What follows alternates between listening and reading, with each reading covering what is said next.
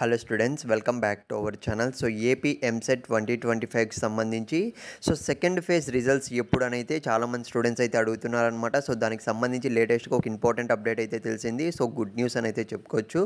So అదేంటో ఈ వీడియోలో అయితే మనం తెలుసుకోబోయే ముందు చాలామంది స్టూడెంట్స్ అయితే చెప్తున్నారనమాట. సో డిక్లరేషన్ ఫామ్కి సంబంధించి ఇన్ఫర్మేషన్ అయితే చెప్పండి అని అయితే. సో యాక్చువల్గా చూసుకున్నట్లయితే మనకు సప్లిమెంట్ రిజల్ట్స్ అయితే వచ్చేసాయి. సో తర్వాత చూసుకున్నట్లయితే మనకు లింక్ కూడా ఎనేబుల్ కావడం అయితే జరిగింది.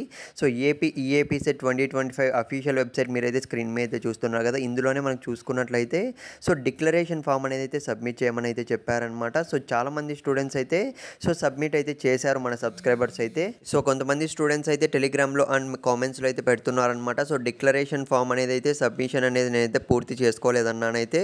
సో దీని గురించి అయితే నేను లాస్ట్లో అయితే మాట్లాడతా ఫ్రెండ్స్. ఇకపోతే రిజల్ట్స్ విషయానికి వస్తే మనకు ఏపీ ఎంసెట్ 2025కి సంబంధించి ఫస్ట్ ఫేజ్ రిజల్ట్స్ అనేటివి అయితే వచ్చేసాయి. కానీ ఇప్పుడు మనకు సెకండ్ ఫేజ్ రిజల్ట్స్ అనేటివి అయితే పెండింగ్లో అయితే ఉన్నాయన్నమాట.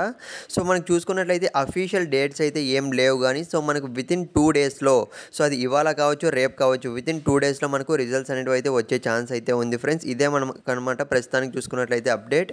కాకపోతే చాలామంది స్టూడెంట్స్ అయితే అడుగుతున్నారు అఫీషియల్ డేట్స్ ఏమైనా వచ్చాయని అయితే. చాలామంది యూట్యూబర్స్ చెప్తున్నారు. ఇదైతే నిజమైన యూట్యూబ్ ఛానల్స్లోనైతే అడుగుతున్నారు.